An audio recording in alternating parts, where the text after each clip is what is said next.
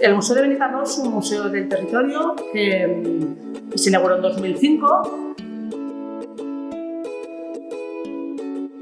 Estamos en un antiguo convento de franciscanos del siglo XVI. El museo surgió para poder exponer y para poder mostrar al público los restos arqueológicos que tenía la ciudad de Benicarló, que eran unos restos importantes, y al mismo tiempo poder mostrar todas aquellas singularidades que tenía Benicarló, desde los elementos etnológicos y agrícolas, que hay una sección del museo dedicada a ello, desde los elementos etnológicos marineros, que hay otra sección dedicada a ellos, y como digo también, surgió para que fuera un museo muy dinámico y por eso la mayoría de las salas son con exposiciones temporales que los artistas pueden solicitar exponer y que van exponiendo cada año. Merece la pena visitar el museo, ya no solo por las exposiciones que se pueden ver, que siempre son diferentes entre sí.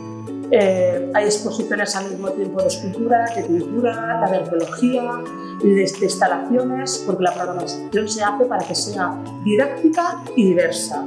Que está la exposición de arqueología y la de un artista de Benicarló, que es Fernando Peiro Coronado. Luego lo que es la planta baja, con los espacios de la capilla, planta baja y el segundo piso, son para todas las exposiciones temporales que se van programando con una asiduidad de entre un mes y 3 meses. A continuación también en la planta, nuestra permanente de pintura es la de Peiro Coronado.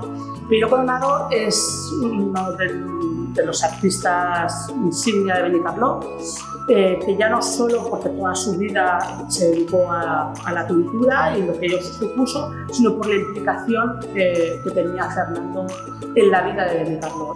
Una de las principales funciones que tienen los museos es la de difusión y es la de que al final los ciudadanos, los visitantes, es revertir a la sociedad aquello que investigamos luego y que no se ve, ¿no? Os invito a visitar Benicarló, a visitar su patrimonio, a venir al museo, que siempre encontraréis exposiciones interesantes, porque Benicarló es que lo tiene todo. Tiene gastronomía, tiene mar, tiene patrimonio, tiene cultura y al final los 365 días del año vale la pena visitar Benicarló.